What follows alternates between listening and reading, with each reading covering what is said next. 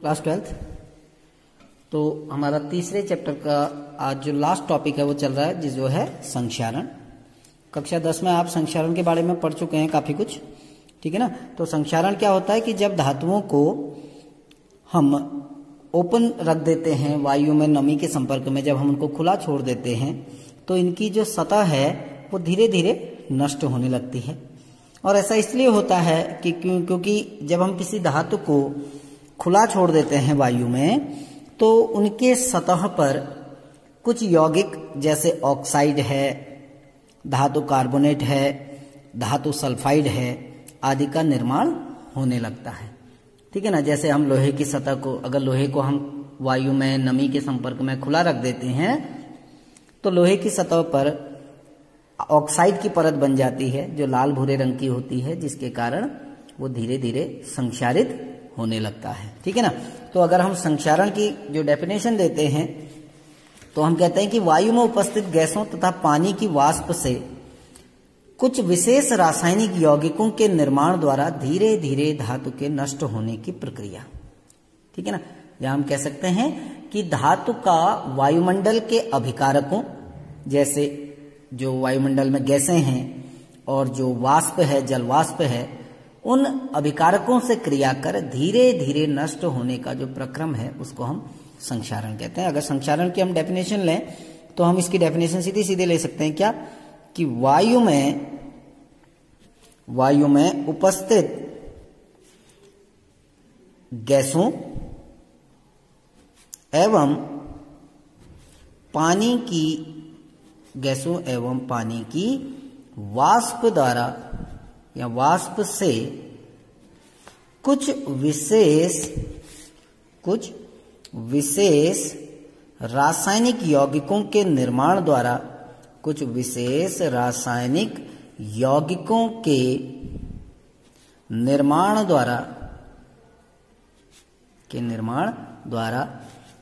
धीरे धीरे धातु के नष्ट होने की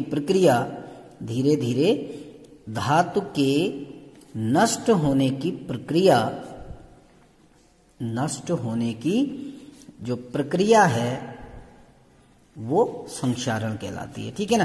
तो संक्षारण की डेफिनेशन हम सीधे सीधे देते हैं कि वायु में उपस्थित गैसों एवं पानी की वाष्प से कुछ विशेष रासायनिक यौगिकों के निर्माण द्वारा धीरे धीरे धातु के नष्ट होने की जो प्रक्रिया होती है उसको हम संक्षारण कहते हैं, ठीक है ना।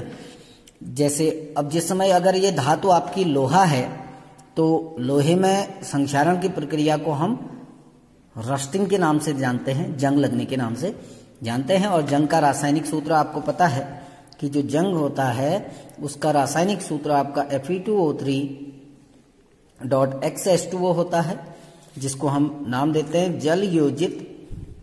जल योजित फेरिक ऑक्साइड या हाइड्रेटेड फेरिक ऑक्साइड। तो ये जंग का रासायनिक नाम है। एग्जाम में पूछा जाता है कि जंग का रासायनिक सूत्र और रासायनिक नाम क्या होता है, ठीक। अभी हम धीरे धीरे संक्षारण की क्रियाविधि पढ़ेंगे कि कैसे संक्षारण होता है, ठीक। अब इसके बाद हम पढ़ते हैं कि संक्षारण को बढ़ाने वाले कारक यानी ऐसे कौन कौन से कारक है जिससे संक्षारण की दर क्या हो जाती है, बढ़ जाती है। जो इसका रेट है वो कैसे इंक्रीज होता है। तो पहला जो कारक है वो है कि जो वैद्युत रासायनिक श्रेणी जो हमने पढ़ी थी, वैद्युत रासायनिक श्रेणी में धातु की उपस्थिति कहने का तात्पर्य यह है कि कौन धातु कितनी सक्रिय है, वो पहला कारक है जो संक्षारण की दर को बढ़ाता है कि कौन सी धातु कितनी सक्रिय है। जैसे हमने कहा था कि किसी भी धातु की जो क्रियाशीलता है या जो सक्रियता है वो किस पर निर्भर करती है, वैद्युत रासायनिक श्रेणी में उसकी जो पोजीशन है, उसकी जो स्थिति है उस पर निर्भर करती है। वैद्युत रासायनिक श्रेणी में जो धातु ऊपर स्थित है उसका अपचयन विभव कम होता है, ये हमने पहले पढ़ा है, क्योंकि अपचयन विभव के बढ़ते क्रम में हमारी विद्युत रासायनिक श्रेणी है, ठीक है ना। तो जो धातु ऊपर है उसका जो अपचयन विभव होता है कम होता है और जो नीचे वाली है उसका अपचयन विभव ज्यादा होता है। तो ऊपर वाली धातु जो है उसका अपचयन विभव कम है तो ऑक्सीकरण विभव अधिक होगा। ये हमेशा याद रखना कि अपचयन विभव और ऑक्सीकरण विभव एक दूसरे के विपरीत होते हैं। तो ऊपर स्थित धातु का अपचयन विभव कम होता है जिसके कारण ऑक्सीकरण विभव बढ़ जाता है, और ऑक्सीकरण विभव बढ़ने के कारण उसका संक्षारण थोड़ा तीव्रता से होता है। यानी विद्युत रासायनिक श्रेणी में जो धातु ऊपर है, माना ए और बी दो धातुएं हैं, क्योंकि बढ़ते हुए क्रम में है तो इसका अपचयन विभव कम होगा, ठीक है ना। जो एसआरपी है, स्टैंडर्ड रिडक्शन पोटेंशियल, इसका कम होगा, इसका अधिक होगा, है ना। इसका विपरीत होता है एसओपी, स्टैंडर्ड ऑक्सीडेशन पोटेंशियल, इसका हाई होगा, इसका लो होगा। तो जिसका ऑक्सीडेशन पोटेंशियल हाई होगा वो जल्दी ऑक्सीडाइज होगी, ठीक है ना।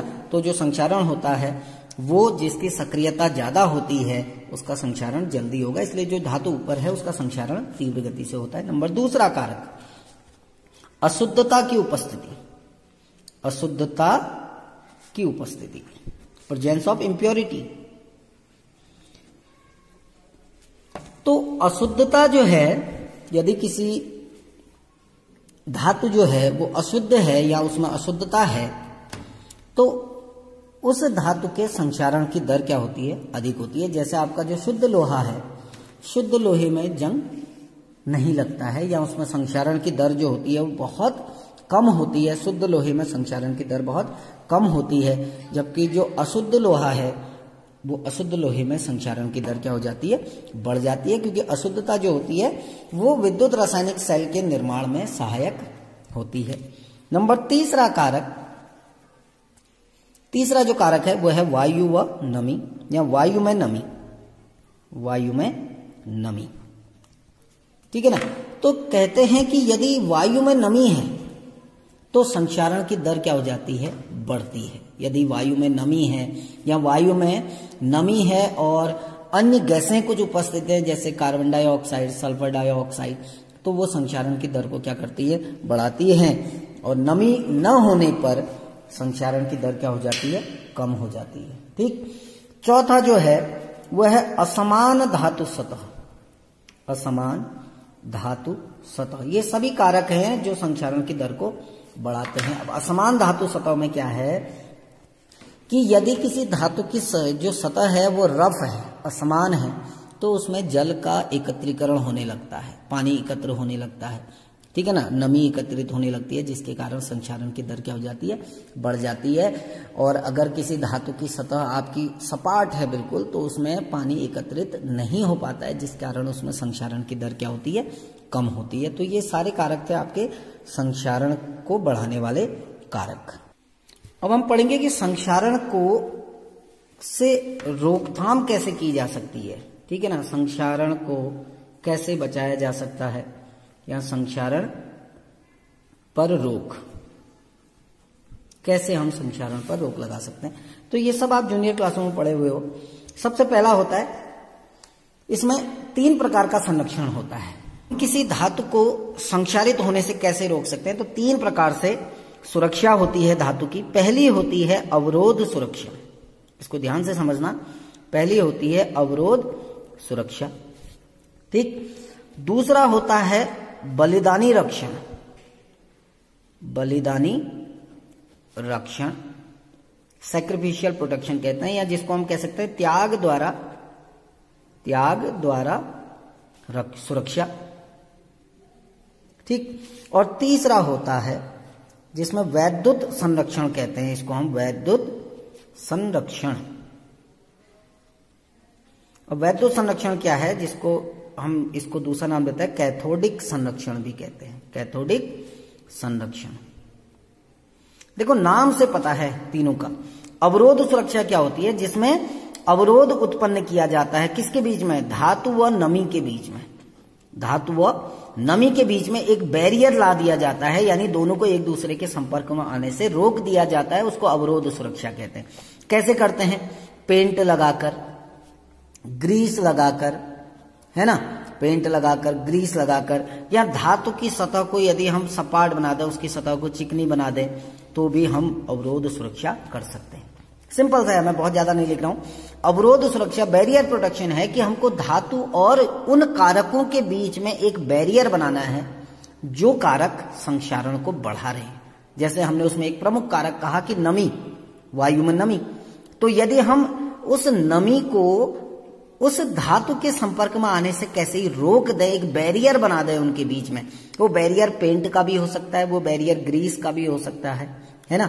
जैसे हम किसी धातु की सतह पर पेंट कर देते हैं तो एक हमने लेयर लगा दी पेंट की, एक बैरियर बना दिया। अब जो नमी आएगी वो पेंट के ऊपर आएगी, न कि धातु के ऊपर। तो पहला रक्षण हो गया अवरोध द्वारा सुरक्षा।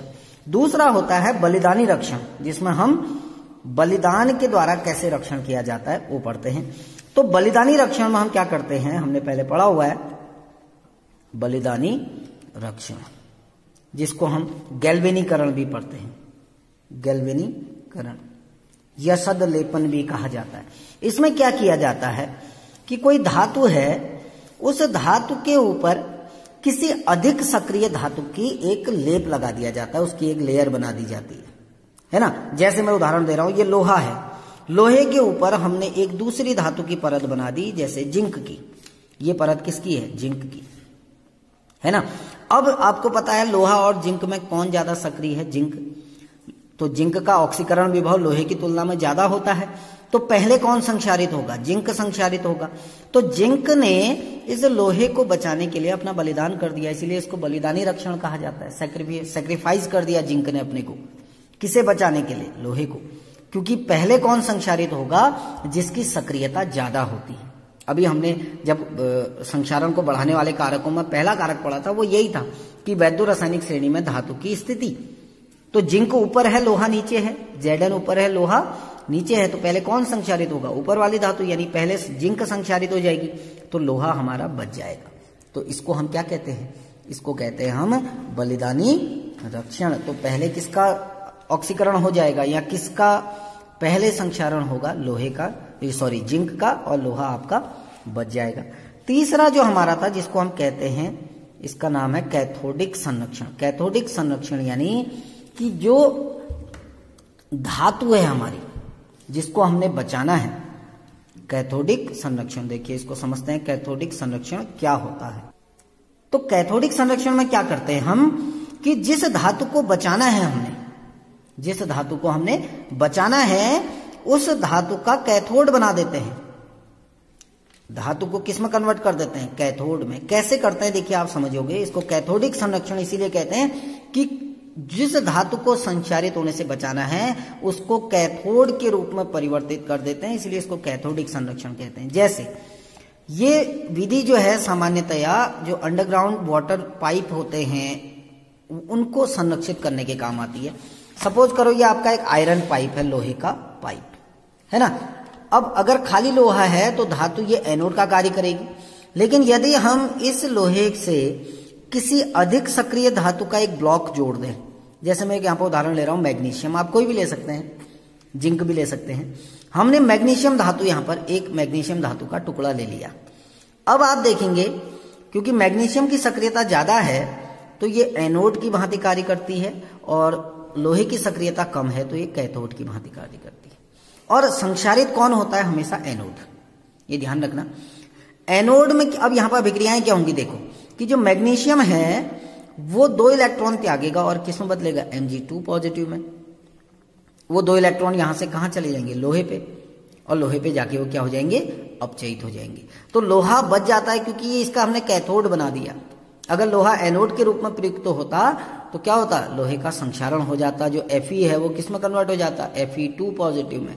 तो लोहा धीरे धीरे आयनों में कन्वर्ट होते रहता और धीरे धीरे गलता रहता, नष्ट होता रहता।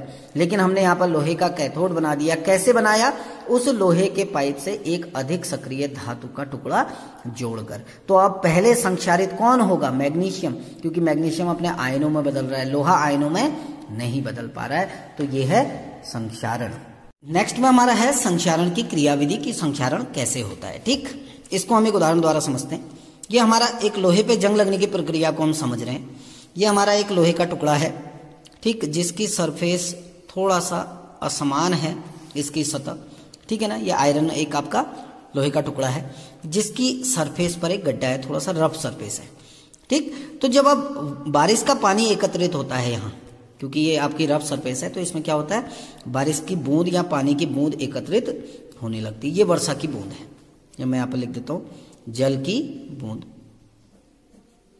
ठीक है ना। तो पानी की बूंद एकत्रित हुई। अब आपको ये पता है कि जो वर्षा का जल होता है वो अम्लीय होता है। हमारे वायुमंडल में कार्बन डाइऑक्साइड गैस है, और जब बारिश का पानी इस कार्बन डाइऑक्साइड गैस से मिलता है तो ये एक अम्ल बना देता है H2CO3, जिसको हम कहते हैं कार्बोनिक अम्ल।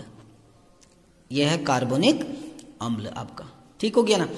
तो कार्बोनिक अम्ल यानी इस पानी में कार्बोनिक अम्ल उपस्थित है H2CO3। अब कैसे दिक्कत होती है, देखो एक सेल बन गया हमारा छोटा सा, एक हमारा छोटा सा सेल का निर्माण हुआ। इस जो लोहे का टुकड़ा है, इसका जो बाईं ओर का हिस्सा है वो एनोड का कार्य करता है, और जो दाएं ओर को कैथोड का कार्य करता है। एनोड से कैथोड की ओर इलेक्ट्रॉनों की अभी गति होगी, मैं आपको बताऊंगा कैसे इलेक्ट्रॉन गति करते हैं, ठीक। अब होता क्या है, जब लोहे के टुकड़े में वर्षा की बूंद एकत्रित होती है तो एक छोटा सा वोल्टीय सेल बन जाता है। देखिए एक सेल बन गया गैल्वेनिक आपका, सॉरी वैद्युत अपघटनी सेल। कैसे, आपका एक गैल्वेनिक सेल बन गया, कैसे, एनोड कैथोड आपके उपस्थित हैं, ये वैद्युत अपघट्य हो गया। क्योंकि वैद्युत अपघट्य किसे कहते हैं, अम्ल, क्षार या लवण का जलीय विलयन, वो कहलाता है वैद्युत अपघट्य। तो वैद्युत अपघट्य क्या है यहाँ पर, कार्बोनिक अम्ल या जो अम्लीय जल है वो वैद्युत अपघट्य है। तो एक सेल बन गया। अब सेल बना है तो इसमें आपकी एनोड और कैथोड पे होने वाली अभिक्रियाएं भी होंगी। तो सबसे पहले क्या होता है, देखो ये जो आपका कार्बोनिक अम्ल है H2CO3 है ना, इसका वियोजन होता है, ये टूटता है। ये टूटेगा किसमें, twice H positive plus CO3 2 negative में, है ना। अब सबसे पहले अभिक्रिया एनोड पर होने वाली अभिक्रिया। अब एनोड किसका बना हुआ है, देखो लोहे का बना है। तो एनोड पर क्या अभिक्रिया होती है, जो लोहा है वो 2 इलेक्ट्रॉन त्यागता है और कन्वर्ट हो जाता है Fe2 पॉजिटिव में, है ना। लोहा 2 इलेक्ट्रॉन त्यागता है और Fe2 पॉजिटिव में कन्वर्ट हो जाता है। तो जो एनोड साइड है वहां अभिक्रिया क्या होती है, Fe किस में कन्वर्ट हो रहा है, Fe2 पॉजिटिव में, और 2 इलेक्ट्रॉन त्यागे जा रहे हैं, हो गया ना। ये 2 इलेक्ट्रॉन एनोड से कहां पहुंचते हैं, कैथोड पर। तो दूसरी अभिक्रिया होगी कैथोड पर होने वाली अभिक्रिया। अब कैथोड पर क्या होता है, देखो अब कैथोड पर हमने पहले ही पढ़ा है कि कैथोड पर किसका अपचयन होता है, जिसके लिए SRP की जो वैल्यू है वो हाई होती है। SRP वैल्यू जिसकी हाई होगी उसका अपचयन होगा। अब आप देखना कि जो अपचयन वाला जो पानी था वो पानी आपका बहुत पीछे था। तो यहां पर आपके 2 स्पीशीज मूव कर रही हैं, देखो एक तो H पॉजिटिव मूव कर रहा है, दूसरा आपका जो Fe है वो भी यहां उपस्थित है, लेकिन लोहा और H पॉजिटिव में, क्योंकि जो लोहा है उस लोहे का जो विभव होता है, अपचयन विभव, आयरन जो है लोहे का जो अपचयन विभव होता है वो होता है -0.44, ठीक है ना। ये Fe का आपका रिडक्शन पोटेंशियल है -0.44, और H हाइड्रोजन का जो पोटेंशियल होता है वो होता है 0.00 वोल्ट। अब यहाँ पर लोहा भी है देखिए, और H पॉजिटिव आयन भी मूव कर रहे हैं ये वाले, है ना। तो H पॉजिटिव आयन और लोहे में कौन अपचयित होगा, जिसका अपचयन विभव अधिक होगा। अपचयन विभव किसका अधिक है, हाइड्रोजन का। तो यहाँ कौन अपचयित होगा, हाइड्रोजन। तो ट्वाइस H पॉजिटिव इन 2 इलेक्ट्रॉनों को ग्रहण करते हैं और किस में बदल जाते हैं, H2 में, है ना। तो ये हाइड्रोजन गैस में कन्वर्ट हो जाते हैं। अब कैथोड का उत्पाद हमें मिल गया हाइड्रोजन गैस। एनोड पर क्या बन रहा है आपका, देखिए एनोड पर आपका हो रहा है Fe2 पॉजिटिव आयन बन रहे हैं। ये जो Fe2 पॉजिटिव आयन है, ठीक है ना, Fe2 पॉजिटिव आयन फिर से ऑक्सीकृत होते हैं Fe3 पॉजिटिव आयन में, 1 इलेक्ट्रॉन त्याग कर। और जब आपको Fe3 पॉजिटिव आयन प्राप्त होते हैं तो ये Fe3 पॉजिटिव आयन जल के अणुओं के साथ मिलकर, जब ये Fe3 पॉजिटिव आयन जल के अणुओं के साथ मिलते हैं तो ये बनाते हैं Fe2O3.XH2, जिसको हम कहते हैं जल योजित फेरिक ऑक्साइड। तो ये थी संक्षारण की क्रियाविधि। Thank you.